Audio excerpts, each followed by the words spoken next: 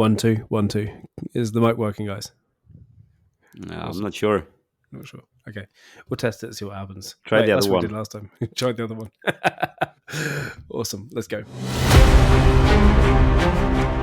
Hello and welcome to the Nordic Keyforge podcast. My name is Jason, the Captain Kirk, and I am here today with Jonas, Hydrophilic Attack. Hello. Hello. I am here with Algononer, the Beekeeper. Hello. Hello. And we also have Simon, who is lurking around here, so he'll come and say hi later on as well. But you know, we're recording late and he's eating his food late, so there we go.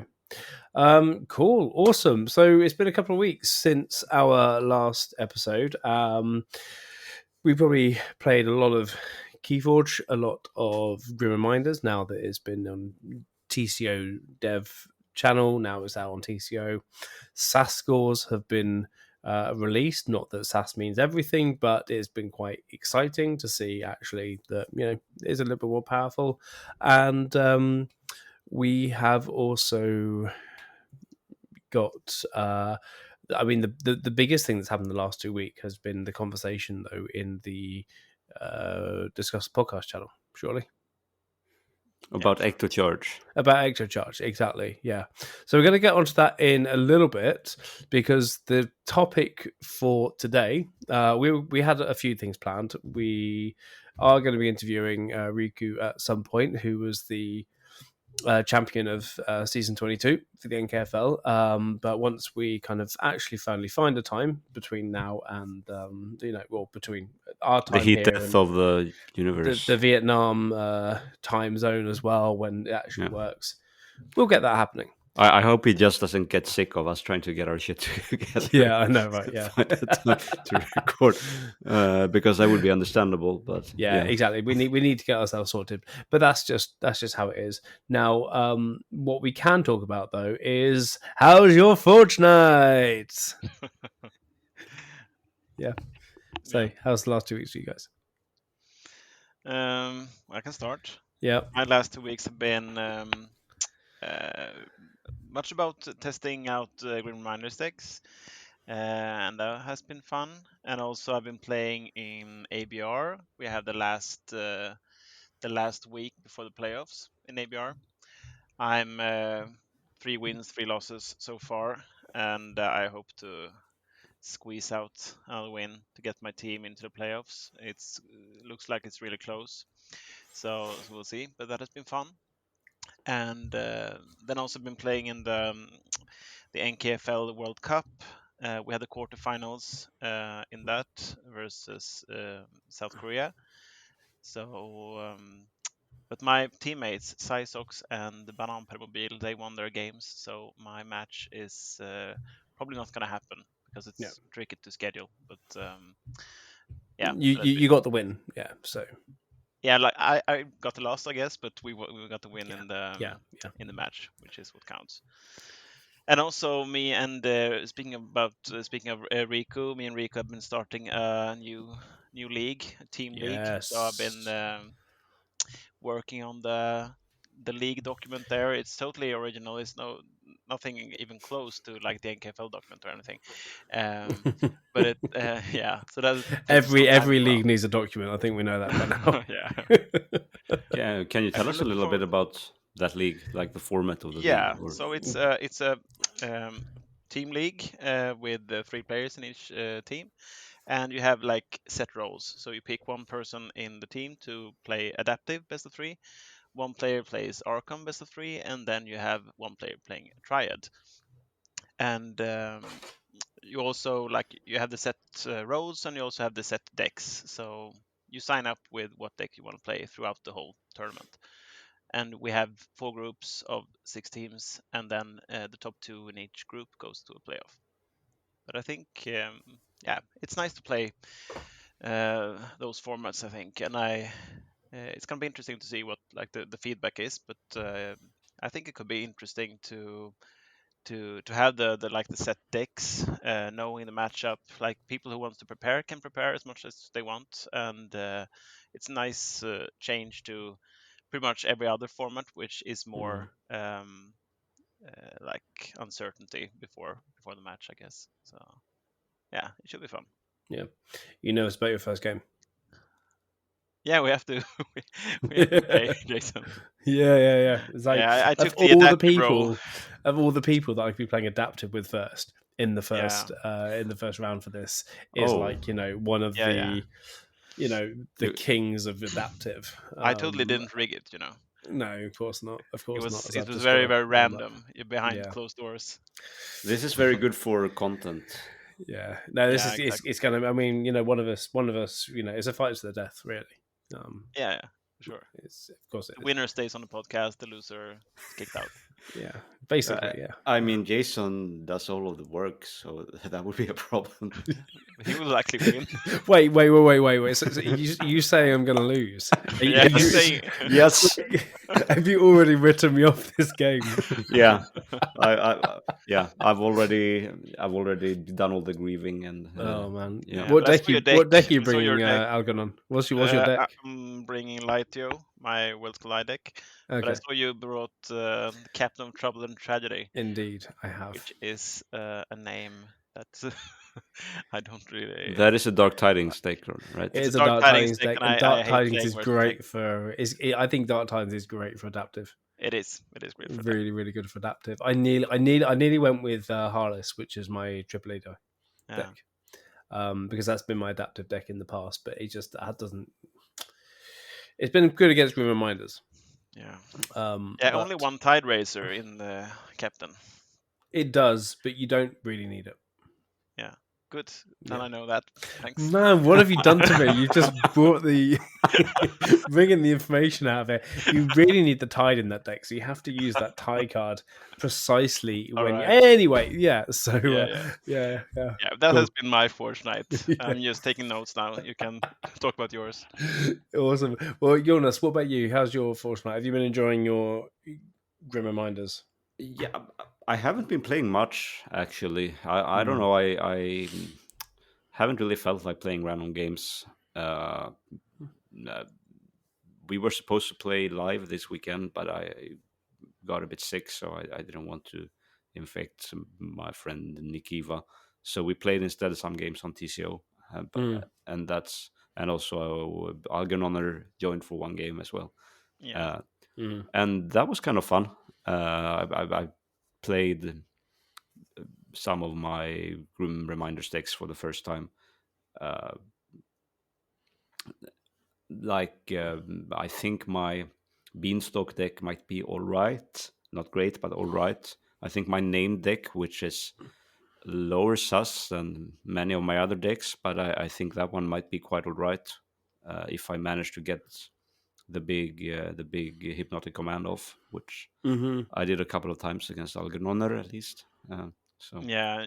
Only because I didn't look at your deck list. Okay. Yeah. That might, in that case, because I don't really have any other key controls. So in that case, that's the only reason you lost. Yeah. I mean, it certainly flipped the tide, or what's the saying? Wait, you're not blaming the deck, are you, Jonas? No, the deck is fun. I don't know Okay. if it's competitive, but it's fun. Okay. Yeah, but it looked really nice. It has a lot of. I mean, the Mars guys, they kind of need to survive. I have a lot of the doctors, but not so. I have one Mars first, but if I manage to make one of the doctor stick, I can make a lot of fun turns in Mars, basically, with the doctor calling in another doctor, which calls in the guy who archives the card from your discard pile or something like that. So Yeah, I just think like that deck in particular that I played didn't have to have any creatures on board. So like it was very possible for my deck to play 0 creatures in that particular matchup. But I think your deck could be very good. Like not all decks can actually do that. They have to put creatures out, and that threat of like, not sure, was it 10 or 9 Mars creatures, something like, or 8 maybe. It was a lot of them. Yeah, 7 or 8, I think. 8 maybe. Okay. Yeah, that is good. It's my first deck with Hypnotic Command, so that's fun. Yeah. But yeah, so that's basically all I played. I don't think any of my Grim Reminders decks really have the juice to be a competitive deck, so I'm not really hard testing them in time No. for the next league season or something like that. So Mm. I'm just enjoying the break right now, not playing that much, just Yeah. taking it cool, playing a little bit here and there. But yeah. Mm.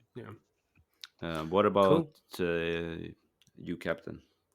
Yeah, I haven't been playing a huge amount of Keyforge, but I've been kind of enjoying that because I kind of probably felt I was on kind of the verge of Keyforge burnout some way, just trying to fit in so many games. But I have been playing a lot of the Grim Reminders decks that I have and enjoying playing in real life. Enjoying Geistoid a lot, I Mm. think. I think I was very fortunate with some of the pulls that I had. Which can talk in a little bit because I did out of 14 decks, I have a 50% pull rate with Ecto-Charge, which is quite interesting. If Ecto-Charge does get restricted for the next season, then I have a lot less competitive decks to play with, which would be a huge shame. But I've been just really enjoying the extra element of the game that you have with doing stuff with your discard pile and planning, when you're archiving or when you're discarding stuff, can you bring it back? Planning around those times to actually, learning about the deck. Been more and more interested in that this set. So I've been very much enjoying testing out some Grim Reminders. And again, same as you just said now, Mars is a lot of fun um, with this set. Nameless Horror, I've got a really good, nice one with both Memrox the Red, Nameless Horrors, which just when they're out on the board, Poison, Skirmish, Poison, and then when you're haunted, Elusive and Skirmish as well. So they just stick around, and you can just do quite a lot of damage with them. Uh, for a 2-power creature, they're pretty fun, and just the importance of going. Okay, I need to be haunted. There aren't many decks where you get the. I don't know if you guys have had decks that have had a less importance of, or actually the deck is maybe better when you're not haunted. It feels like most of mine you have to be haunted. I think I have one deck with Equidon Yeah. and a bunch of steel that doesn't really care about being No, haunted. okay, but not about being cool, but actually where you're actually better off for not being haunted. No, I that's mean, it not would the be case. my Yeah. Dark Heart of the Forest deck, I guess. Mm. But other than that, Yeah. don't think so. So But I that's agree. been a lot of fun. Yeah. I agree with you about Equidon. Like I feel like of all the decks I've played, uh, that I have, basically Equidon. If they don't have Equidon, they are usually no, not Equidon. Geistoid. Sorry, I always Ghostoid. mix Yeah. those up. Yeah, Oh yeah. yeah, yeah. If you don't have Geistoid, you tend to be just really slow, and it can be you really need to high roll those other houses Mm, and have them really stacked to have a good deck. yeah. So the Geistoids are really key to get that efficiency. Yeah. Uh, The question is, are they too strong? I've seen some busted stuff, Yeah. but I have. if We'll you're get not onto at that that later. level, if you're a bit below that level, they are very fun. Yeah. The average level is kind of good, but I think like the tail end of the distribution is a Yeah. bit much. Yeah. Yeah. So that's basically been the last few weeks. I've signed up for the team league because I think it's ridiculously fun, and we bringing back Val's Rebel Scum, myself, Murph, and Dave C. From the last two Swindle team events. We had that team, so that team is back, which means I have Caruso on my team. But although I didn't actually go for that deck, I was so close to asking Dave if I could play his Caruso deck. But yeah, no, I'm You gonna have wanted some that in Dark Tidings adaptive. fun. Huh? You wanted Caruso in adaptive. I was gonna go Archon.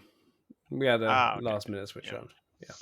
Yeah, but that's mine, and then I've got Perkley Cup, which I'm trying to nail down my game with Lord Alatar.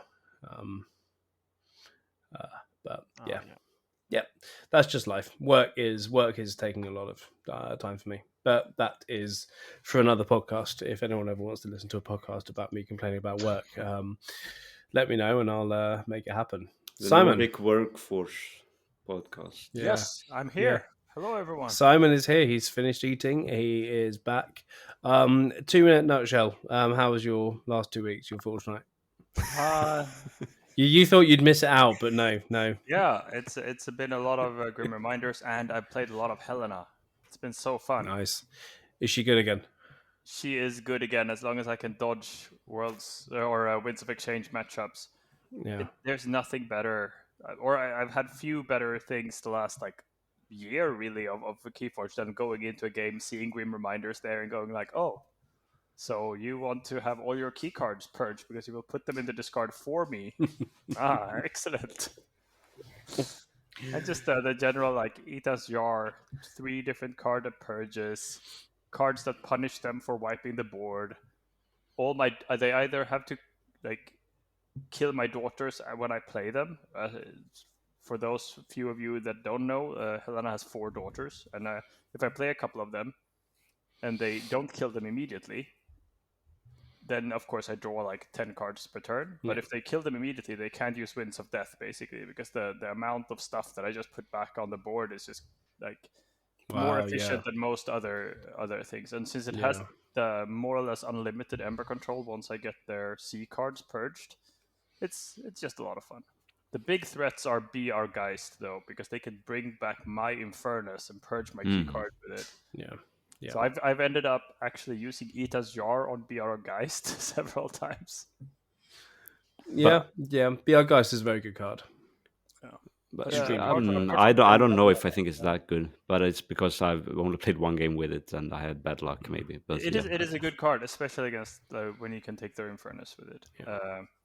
But against Helena, who that only has these few key cards that I need to recycle over and over to do the lock, and against that it's very good.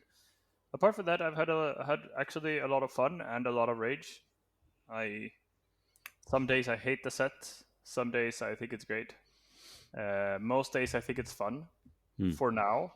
But once again, I just see the shadow of the potential competitive deck looming on the horizon, and I go, if I have already opened at least one deck that is just not fun for the opponent, then what stuff is there out there?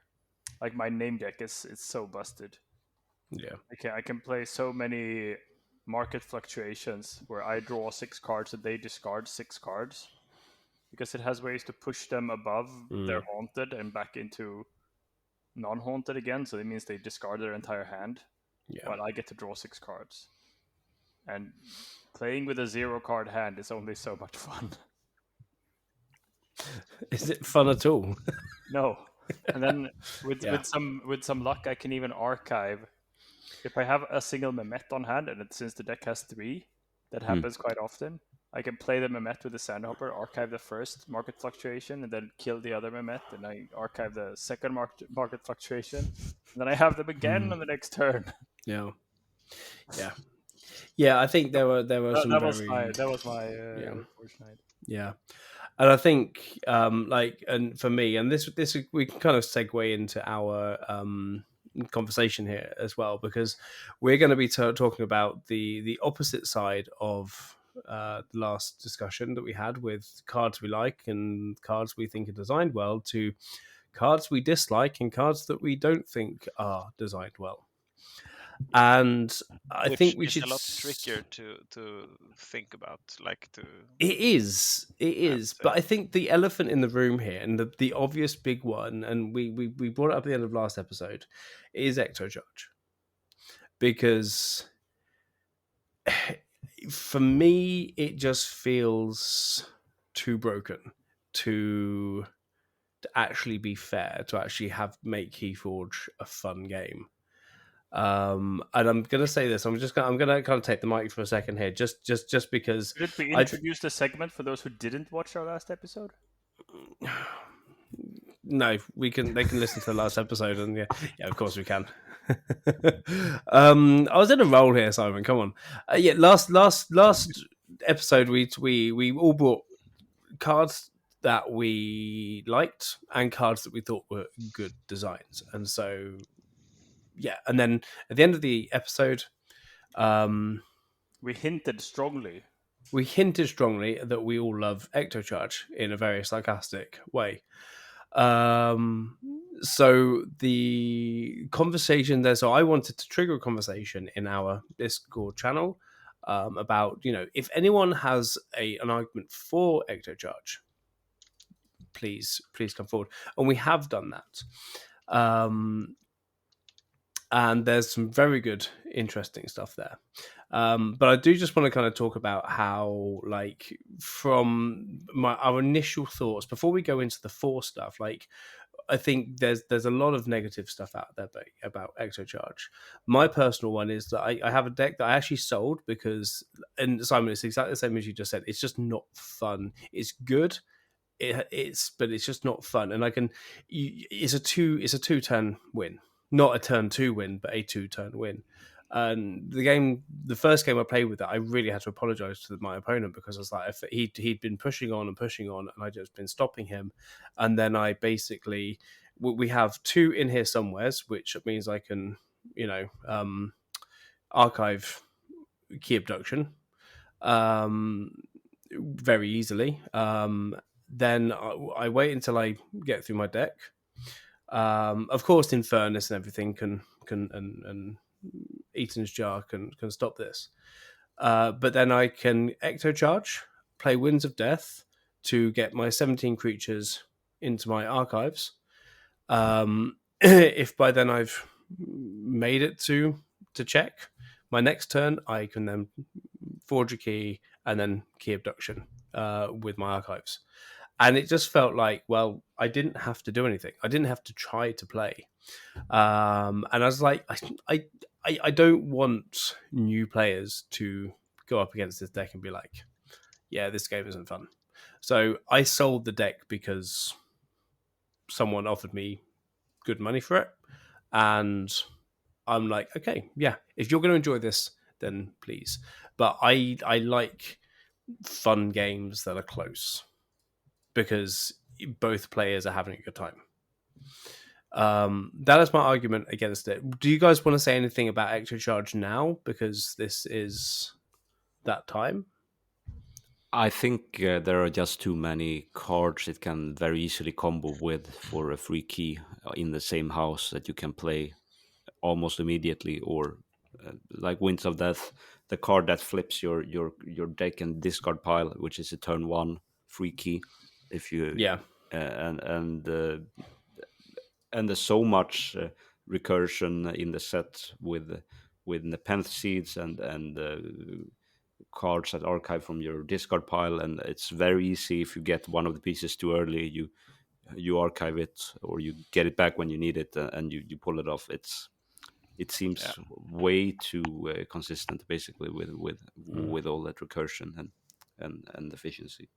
So yeah, too much support in set, and also like the fact that they changed from a fully working balanced version with less support into a set with way more support in house, to like it totally unnecessary improving the card when you already improved the environment it's in. So yeah.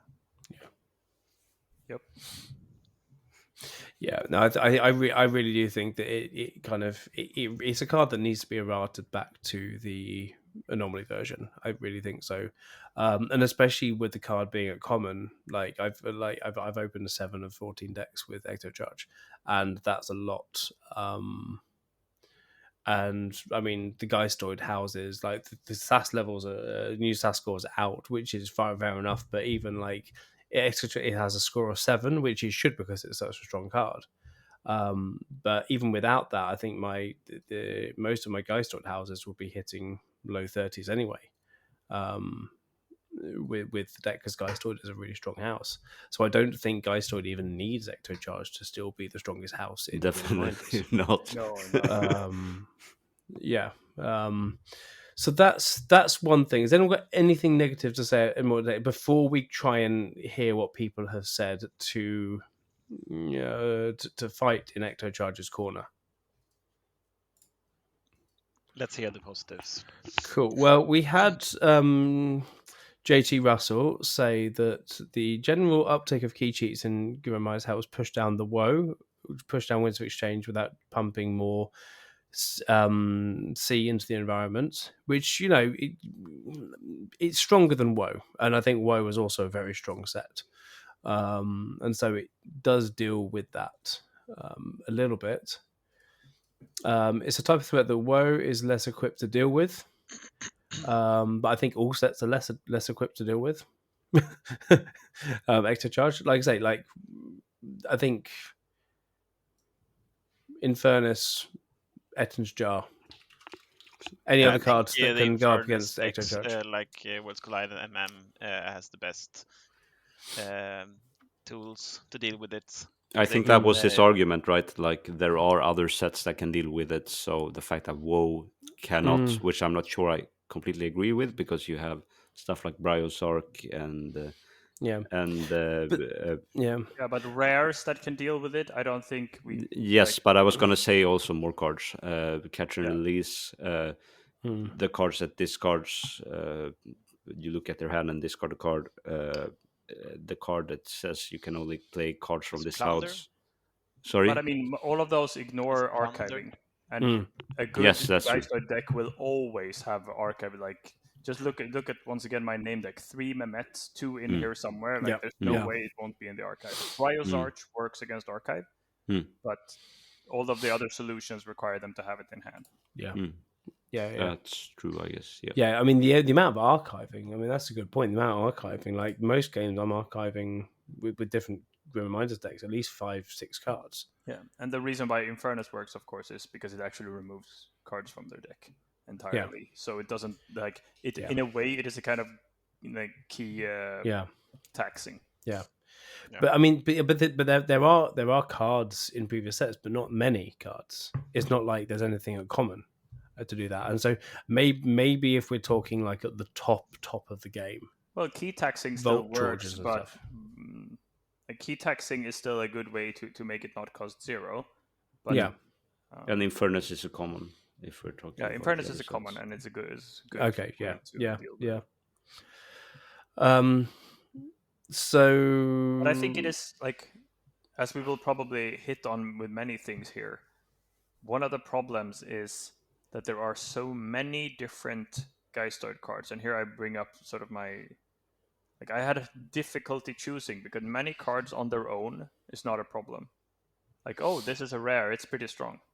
This is a common, it's very strong, like Mehmet and so on.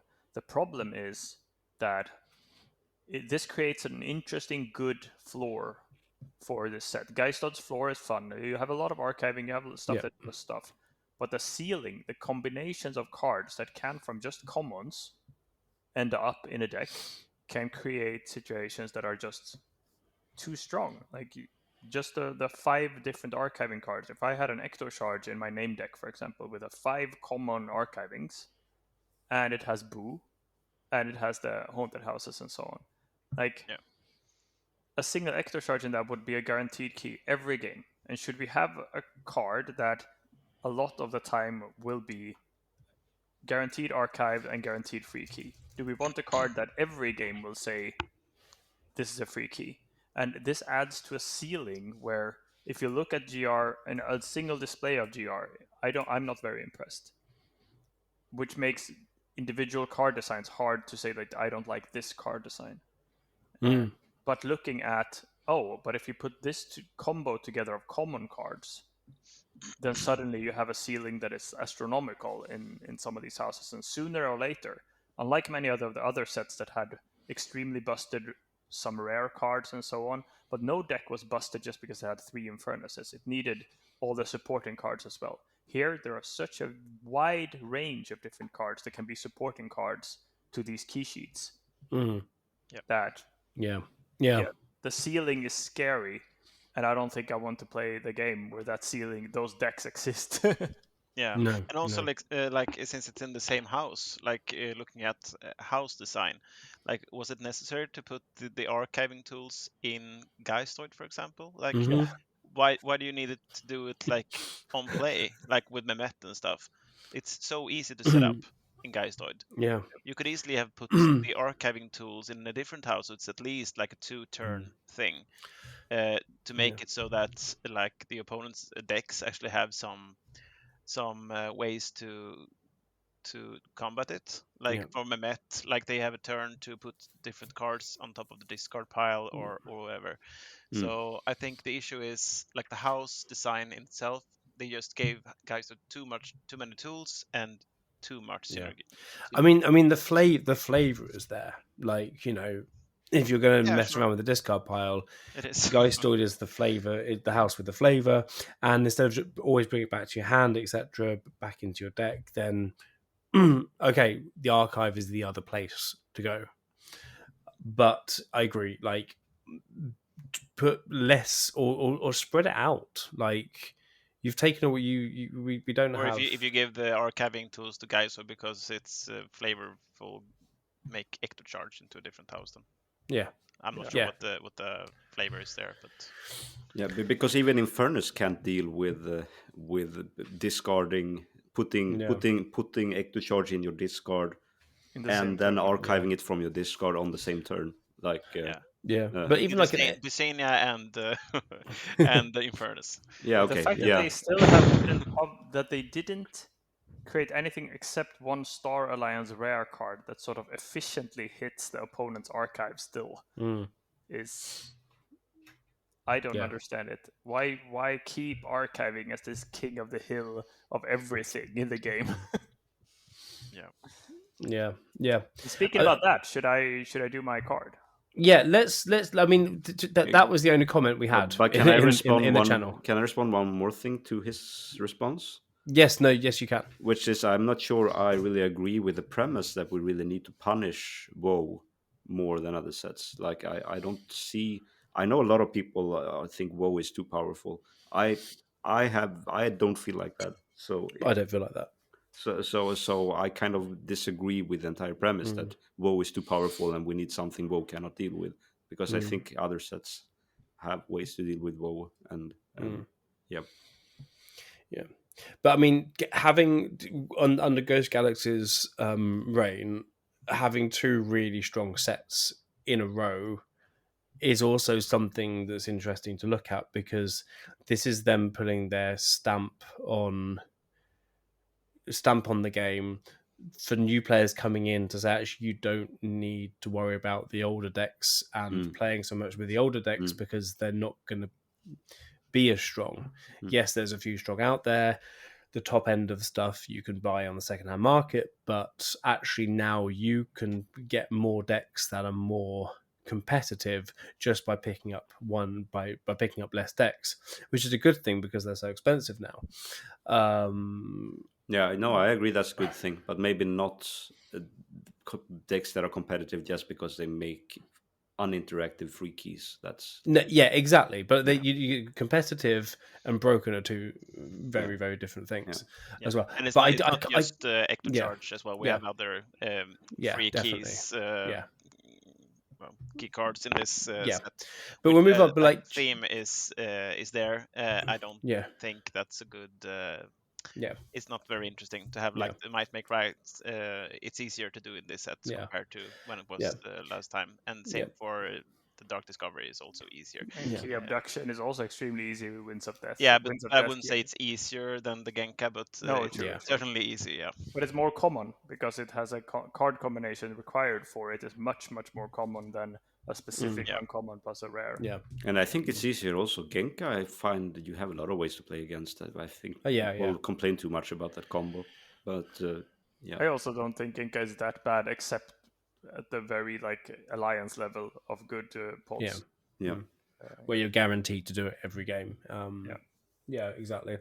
But I have a lot of respect for JT Russell. Like the Sloppy Lab Work podcast, they do such good work, and I think he's kind of really trying to push really trying to really be the one to push that card, which is really great that he did that, and he made some points, but I just don't think they stand up that well to in the wider sense of the game. I mean, we but gave him a tough job. We yeah, spent like 20 minutes talking about how bad it was last time around. Then as Yeah.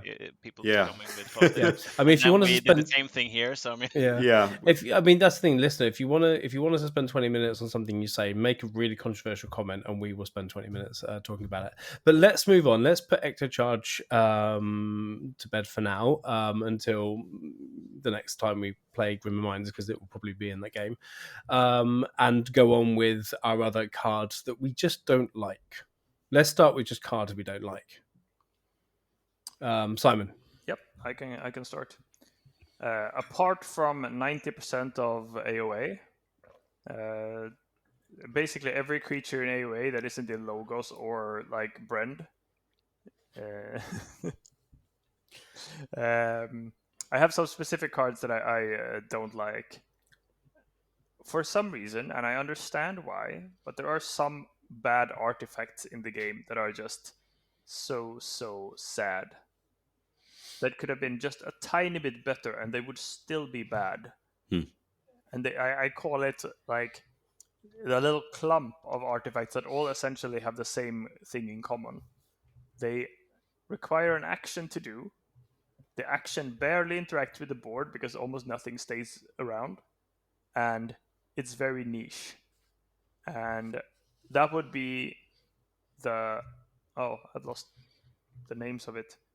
The thing that enrages in Soul Fiddle. Soul Fiddle is one of them. Then the thing that stuns giants in Worlds Collide.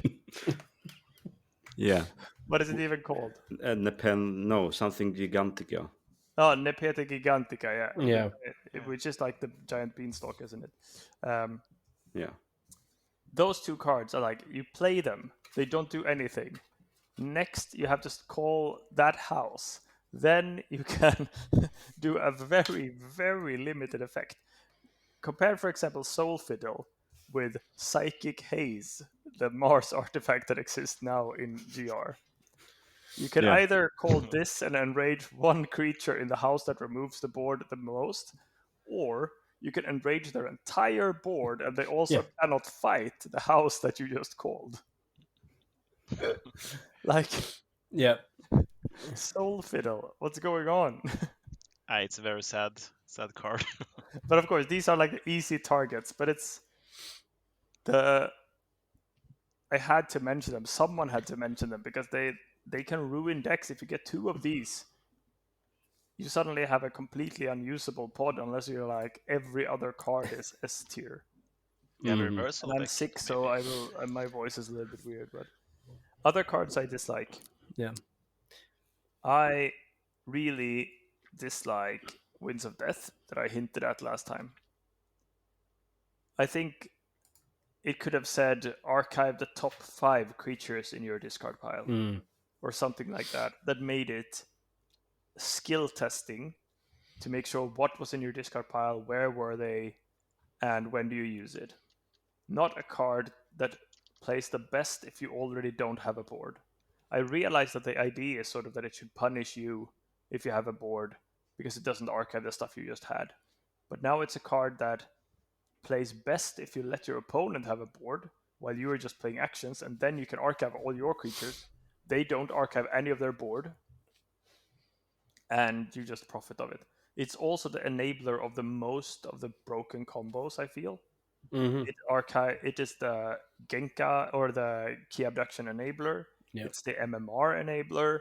More than any other card that's like, oh, you can archive 2 selected cards. Oh, that's great. Or you do what the set does anyway, which is discard a lot of cards, and then you just archive all creatures. I think it's unelegant, and the fact that it's so-called two-sided, I don't really buy it.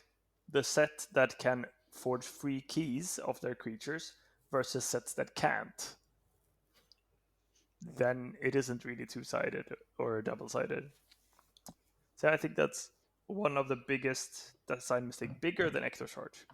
I think Ecto-Charge is too good as a single card. yes, it's over the power level, but I think Winds of Exchange enables more bad play interactions in the long run than Ecto-Charge does. It is, Yeah, just I agree with that. Yeah. It's interesting though. So the two cars that you just mentioned are basically two cars because there's a really overpowered version in Grim Reminders. the artifacts. Like the artifacts like the Soul Yeah, Fiddle. Beanstalk and Yeah. Psychic Haze, Yeah, because they're just not powerful enough now against the new version or the cards to do the same thing now. So it's just realize just noticing your comments were very focused towards the fact that actually now these Grim Reminders cards are too good, whereas maybe they wouldn't be. Would they? Those cards have been as bad? They before were Grim just Reminders? People never Huh? liked Soul Fiddle or Yeah, Nepete true. Gigantica. absolutely terrible. So Like absolutely terrible. I have Maybe some we could decks. find a middle ground between Soul Fiddle and Beanstalk, or Yeah, maybe there is a middle ground. Maybe there is. you don't have. Maybe giants coming in ready is really good. You just don't have to find a giant in your discard or deck and play it immediately. But wasn't there an unfathomable card that did something to half of your opponent's lineup? No, that's So you either that's a the left Saurian half card. or the right half of your It's a Saurian opponent's. card, and it's called Tectonic Shift. That's the one. In WoW. Yeah. But yeah, Winds of Death is a card that I find poor design, but I actually like. So that's a bit both. I think it's a cool effect. I think it's a cool card. I hate it, or I think it's shitty design. And a final card that I really dislike is Dark Ember Vault. What? It also love that card. It also falls under the Too strong. Too many effects in a single strong artifact. Yeah. If they could have had two different artifacts in the same set that was like Dark Ember Vault and Light Ember Vault, and one of them drew cards when you played mutants, and the other made them all of them +3 or something stronger.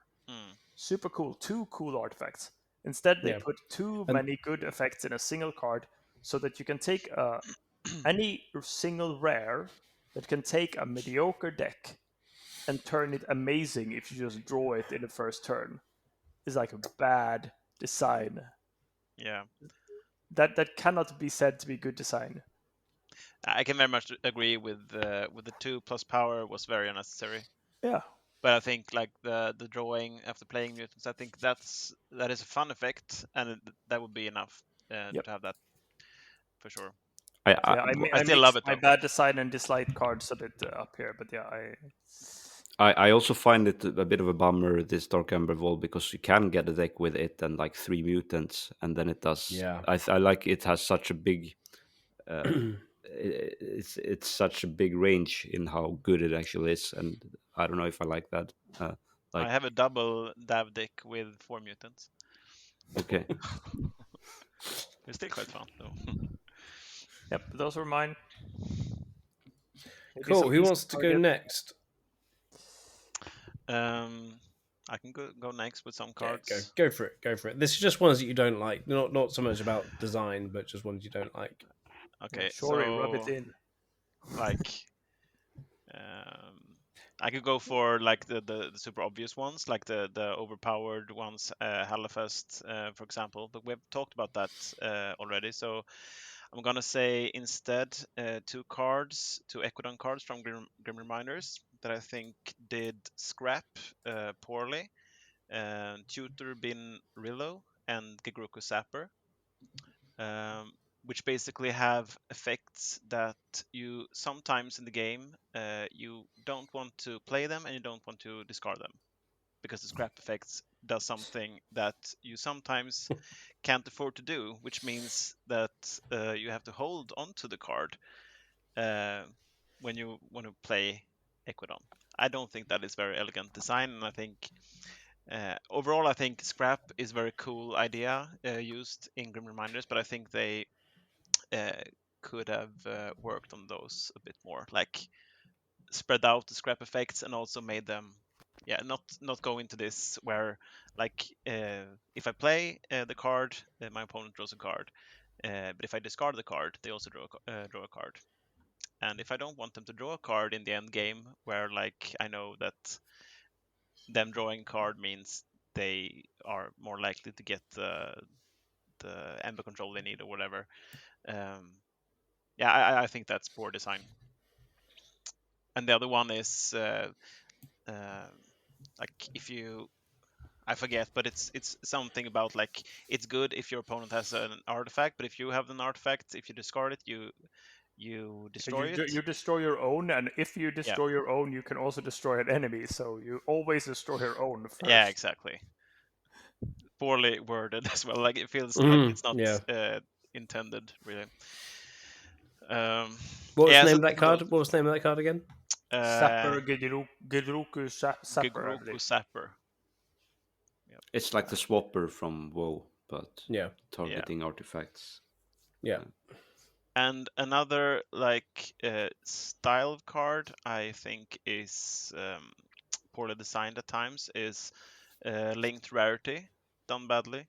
Like from Grim Reminders, we have a rare in Grim Reminder or in Geisthold called Mischievous, and that card is fine in itself, but it brings in some cases, I think 4 or 5 cards Protective Playmate, which is just like a decent taunt, but it's just so uninteresting to bring in like 4 vanilla cards for this rare. So I think the card in itself, Mischievous, could be like it's a fine design, but I don't like the fact that they just feels like lazy to bring in 4 like vanilla creatures into a deck based on a single rare card. And I think there is Kaspara in Geistod also has like a bunch of linked. Oh. I've got a vanilla Kaspara cards. deck. Yeah. And there are other examples as well of this. Yeah, but the Kaspara one I think is a good. It is a good card though. I think because the precious fragments that come in there is after Reap if you're haunted, gain 1. Otherwise, discard the top card of your deck. Like if you have all these out on the board, that you Reap to key, you Reap to check. Yeah. I actually quite like that one, but I agree about the Misfortune. Yeah. Misfortune. Yeah. I think I saw like. There's also this Persephone and Shadis. Oh yeah. Or I don't know. I mean, it's supposed to be the Persephone, but it's Persephone. I don't know how to pronounce it. And Persephone and Shadis, which are kind of. I don't really understand how those effects are supposed to interact with each other. They bring It each seems other like in. someone had an idea about the synergy, and then they just forgot about it. And it's like, wait, these don't have a synergy. They don't. There's no payoff. One of them just brings in a card, and why would you ever choose the card that destroys it? You can just choose any other. Why does it have that effect? Yeah, it's weird. Which of those 2 cards again, just for our listeners? It's spelled Persephone, which is supposed to be a. And which house are we? Geistod. So that's a pun of Persephone and Shades instead of Hades. Oh, okay, yeah. Yeah, I'm not saying like I don't like linked rarity at all. It's the amount of cards that it brings in. Like Kaspara, there are decks that brings in 4 of them. I think that's excessive. I think that's uninteresting. Okay, So that's the thing.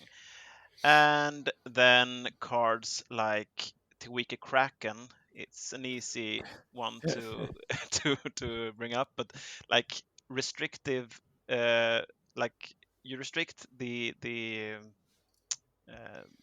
your ability to play the card too much in comparison to what it actually does. It's totally uninteresting if you play it.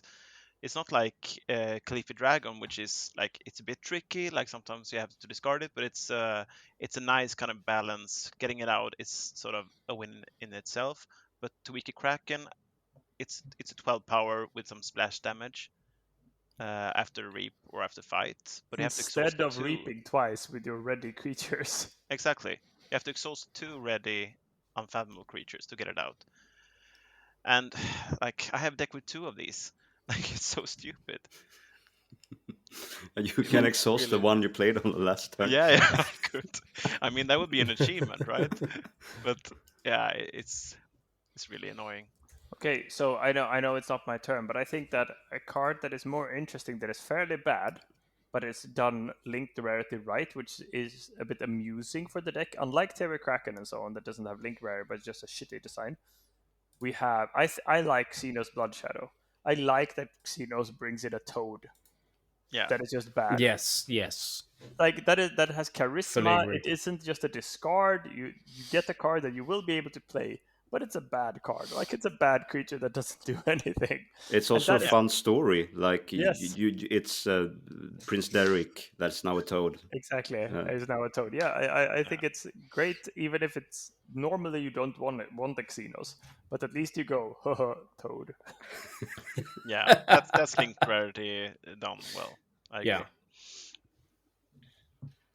And lastly, I could just mention the freaking ships in DT.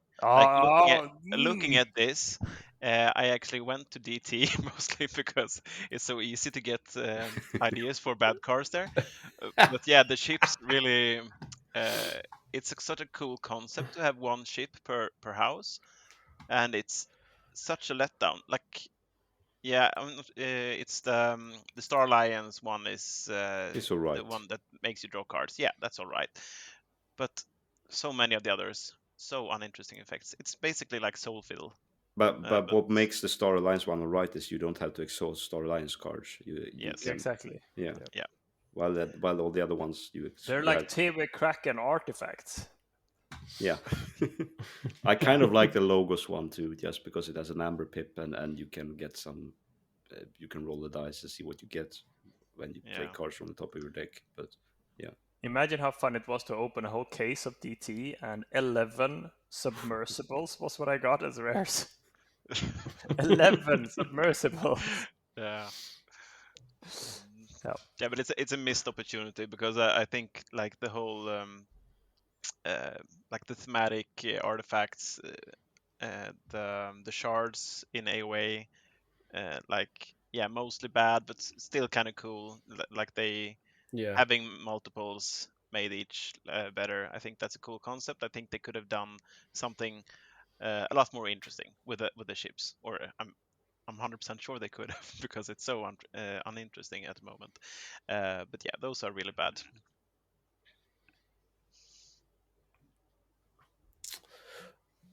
Is that you, Jason? Jonas.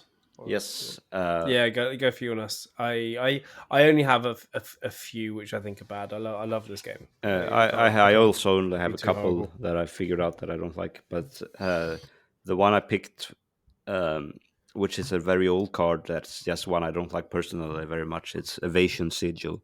Uh, I just think it's annoying. It's a card that says when you fight with a creature, you have to discard the top card of your deck, and if it shares the house with a creature that's trying to fight, or if it's the active house, I don't remember. Then it's if the card is of the active house, then the fight doesn't happen. And I think it's just I have a lot of problems with it. The card text is kind of unclearly written. That's not a huge deal, but still, I it's hard to remember to resolve this effect when you're playing in person. Um, the effect is kind of too random and it makes it so that you can't plan your turns, which I don't really like. And then, but it's also double sided, so it's like it's just adds like it removes kind of skill from the game a bit because it just adds a lot of randomness to it. But do you think? I think it's actually like introduces decision points as well. Like, is it worth to? It's sort of a gamble, sure, but it still makes it so the what was like an easy decision to fight, now you have to like do the math, or yeah, Yeah, but I feel like fighting is anyway so discouraged in Coda when this was introduced. So I don't really think they needed to discourage it further with this effect. but But now it can make you haunted. Ah, Ah, okay, yeah, sure. The new evasion sigil meta. Yeah, I don't know. It's just a personal thing. I don't like the card very much. I always like groan when it's played. I'm like, okay, it's this card. Okay, yeah, I guess. And even when I have it in my own deck, if I'm playing Seal, I'm like, yeah, it's a pip. I have to play it, and now I hate the game. So yeah, Yeah, uh, it can be weird because you have so many like fight effects in shadows in Koto as well. yeah, exactly. So Yes, that's a good point. Mm. You have Dodger, you have Umbra, you yeah, have yeah, so many of them that are fight steal one, and it's like, yeah, now I guess I just reap with these creatures instead. Yeah, yeah. Yeah. yeah. So that's one, and then I have also one which is very popular, and I kind of take the contrarian view. I don't like Berserker from WoW. Uh, hmm. And the reason is I think it has too much of a span between how good it is when it's good and how bad it is when it's bad. But I've opened like 2 or 3 Berserker decks with like zero token generation in Brobnar, and then it's just the fact that he enters play ready is completely useless. Mm. And then on the other hand, you have decks that yeah, you have you have the Berserker token and you just have 1 feat of strength, or the FOF transponder, and suddenly you make infinite tokens anytime you want, and they can immediately come in ready and do whatever you want. Uh, and yeah, I don't really enjoy cards that have such a huge span between being the best they can be and the worst they can be. Mm. I guess I agree because I haven't opened a single Berserker deck in 80 WoW decks, so I suppose I don't like it either. Mm. Yeah, but those are the cards I dislike. I'm not really sure. Mm. It's really very. Um, it's just kind of a feeling I have. It's not really rational. It's Mm. just It's your play experience, yeah, which is completely irrelevant. yeah. But it's not a Yeah. rational thought behind it. It's just like those Yeah. cards. I don't like them. Yep. Yeah. Okay, I guess we'll move on to mine now. There's a cards that I don't like. And I think this was mentioned for actually Jan put he chimed in, and it's one of the ones that he didn't think was well designed. But ones that I don't like just because it's another level of confusion, another level of thinking is Curiosaurus. Like just trying to work out what happens when I destroy a creature. Where does the captured ember go? Does it go back to them? Does it capture on? Who does it capture on, etc.? It's just really confusing, and I don't like playing with it just because I also have to concentrate on something else apart from the rest of the game state, I think one which of makes me them. sound really stupid, but I think one of them is fun, but when you have 2 or 3 of them, then it becomes hard even just to follow the rules. Mm, Because if you move, depending on if you move the amber before, like if you move the amber so that they are out of amber, then they lose the ability, and then you move the amber back, they don't gain it back. So you can mm, really change things in the sequencing when you have yeah. multiple, which is maybe fun for some tricky plays, but it's really confusing game state. Yeah, and it's very easy to get wrong. And if there's an ember here and there, that one ember can be the difference between being check or not, and be the difference between what you do on the next turn as well. Yeah. So yeah, Curiosaurus I just don't like. Vestrin Guntus is another one because it it becomes a one-sided game. Like the Guntus lockout, I just it's like, well, if you're playing an important game and you just get, I think the Vestrin Guntus lockout turn 2 is like, well, why do I even turn up? It's not the two-sided game that I think Keyforge should be. Even if you have a good deck against a bad deck, at least both players should be able to play the game.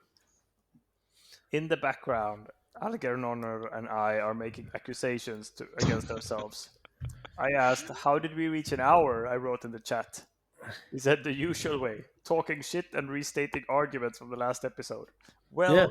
They're good arguments, okay? All you know. Yeah. Yeah, And talking shit is why people come to listen to us. of Yeah, course. definitely. Yeah. I was just answering your question. It wasn't like a critique or anything. So yeah, Well, we're at an hour. did we boys. talk about Restaurant Gunters last time? No. No. We No, talked there about we Winds go. of Death and Ecto-Charge, and I mean, Ecto-Charge we finished on. I think we should talk about Ecto-Charge some more. I don't think so at all. Bonus episode. Yeah. Charge. Bonus episode. The Ecto. Yeah, but anyway, they're two cards that I don't like, and there's some other tokens that I don't like, and I'm completely kind of trying to move past you guys interrupting me here. Just keep coming back, move just on. like Geistoid. Yeah, exactly. Oh man, where's that Etton's jar when you need it? No, let's not play the Aramis card.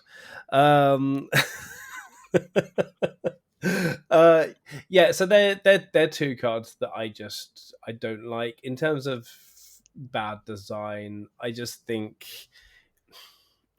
I mean, I'm not a Do you game have like designer. good Restringantes deck, or do you have a Restringantes deck?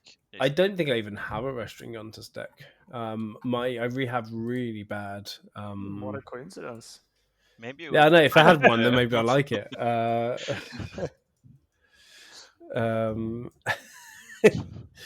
I'll do a quick search here as well. But they're two cards that I really don't like. There's also the Shadows creature that fights, and with skirmish, and both players get one, which I just But then that's just me not wanting to give Ember away. I mean, most people hate him. Yeah, I kind of like him, but I'm weird. So yeah, I don't mind him. Yeah, I can't remember the France card is now. the Economist. France is the Economist. Yeah, exactly. Like it's the kind of card that should be an Equidon now, because it does something and there's a payoff. But it was just a bit too before his time. I think it works. Like yeah. You gave them the Ember. You steal the Ember. Yeah, exactly. I've always seen him as an enabler for stealing as well, in case they have a zero board or something. Yeah. Yeah. I don't have any good Restringantes decks. I have one deck which is just under 70, but it's not a. I don't think it's a good one. Going back to your previous announcement, so yeah, they're cards we don't like. We are hitting the hour. Were there any cards that people wanted to add in terms of not being designed well? They didn't think were designed well, and to give up, I did try and split this up a little bit, but I mentioned some of them last time. No one mentioned Bumblebird. Yeah, it's because it's an AOA. I said 90% of all AOA creatures. Yeah, but some are worse than others. Yeah. I have one I want to mention that I don't like the design of, which is the Quixel Stone. Oh, okay, yeah, that's going on my list. Yeah, thank you. I don't like Quixel Stone. On the last episode, I brought up like Dr. Millie as kind of a good way to introduce an effect that can be a comeback mechanic and punish your opponent for going too far ahead on the board. And I think the Quixel Stone takes that concept way too far, because it can completely, like, you can start some matchups and you just say, okay, yeah, they have 21 creatures. If I have Quixel Stone in my starting hand, I win, and that's it. Yeah. I think it should have some kind of built-in kill switch. On Quixel Stone. Yeah, because if you don't have like artifact control, then you're just something like, I don't know, if there are 0 creatures in play at the end of a turn, it destroys, or something like that. Yeah. If your opponent has threatened to kill you in real life, destroy Quixel. Yeah. I mean, it's another one of those cards where it can shut out the other player and just not make it fun for someone playing, which, this game is meant to be fun. Yeah, like all games are meant to be fun, but actually to be active, that is it. So you still feel like you're actually playing the game. That, but Yeah. Like any cards that just if it's play on round 1, then the game is over immediately. Yeah. In some matchups, is sort of not the ideal. And I'm saying this as someone who played a Quicksilverstone deck for like 10 seasons or something like that. Yeah. I Thing is, played I around will ban as well. Quicksilverstone decks just because I want to play Keyforge. Yeah, in the end, that's kind of because I never wanted to play that deck because I don't like it. So in the end, it's just like sometimes it caught some bans. That's why I had it. Yeah. I just built my Hexad around not being affected by Quicksilverstone. Yeah. I think we should round off. Yeah, I think so too. I think we've hit the hour mark, and I think we've had some pretty good arguments, and we've kind of come to a few conclusions here as well. So we obviously have cards that we all dislike, and we could probably carry on this conversation for another 2 hours, but we will stop here. So the upcoming times, do we have a reminder of when the sign up for NKFL season 23 is that closes? Because we will be having our preview episode. We will be having a review episode with Riku coming up when we get that worked out. So do we have a reminder for that, anyone? I think is it mid-March? No idea. The 8th, I think. 8th of March. So we've got just over a week to go to sign up. Okay, so I found all the dates. It's a deadline, as you said, 8th of March for registering. Deadline to submit decks, 13th of March, and start of season, 18th of March. There you go. Yeah. And if you heard that's weird right before this, it's because I think we need to make a video podcast. Yeah, we need to start doing video stuff on YouTube, don't we? Yeah. Okay. Cool. Well, they're the dates. Jonas has said the dates. I don't remember because I was we're busy busy doing something else. Busy doing sign language with Zaramis. But thank you everyone for watching. I will mute you. Again. This is what happens when I'm not moderating the episodes. Good night, everyone. Good night, everyone. See you next time. Forge on a prosper. Good night.